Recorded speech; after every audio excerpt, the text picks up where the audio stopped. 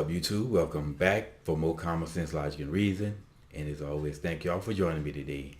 As you know, for some reason in today's society, masculinity is, toxic. And the first question I would have is, how exactly is masculinity any more or less toxic than femininity? And hell, I would be, political correctness is more toxic than anything. But first of all, what exactly is toxic masculinity to begin with? I put it toxic masculinity up there with white privilege. Something that people cry about, but very rarely does people explain what it is. But in my best guess, toxic masculinity says that masculine nature, masculine behavior is bad for society, or so they say. But then, based on what? How exactly is masculine nature and behavior toxic to society?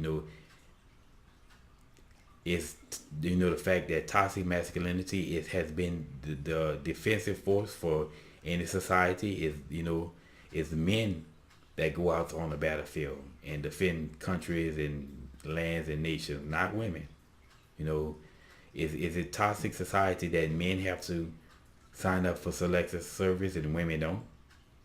In the era of all this equality, and what about the fact that 98% of all people who die on a battlefield are men? Is that toxic masculinity? And what about this whole idea of the workplace? If you look at the workplace, 92% of all workplace deaths are men, and partly because men are the ones in society who are much more likely to do the dirty, dangerous jobs that women would scoff at. You ask a woman to work on a garbage truck. How many women have you seen working on garbage trucks? You ask them to go be a garbage man, they look at you crazy. But men do it all the time, or construction work, or refineries. The dirty, dangerous jobs. Men are the ones who are doing it that society depends upon.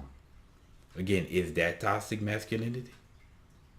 And they always cry about the quote unquote patriarchy, and patriarchy has been bad throughout society, which doesn't make any sense, because if patriarchy was dangerous and bad for society for all these centuries that human beings have been on the planet, wouldn't women have been stood up to say something about it?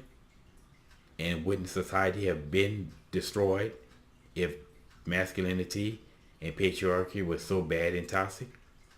And if you want to see an example of this matriarchy, they always want, well, we need more matriarchy. Well, then maybe you need to go to the black community, because that's full of matriarchy, and we see the state of the black community and the black family. But anyway, like I said, I would love for someone to explain to me exactly how masculinity is so toxic, when we wouldn't have basically any society really wouldn't exist without that toxic masculinity. Anyway, y'all, and as always, until next time.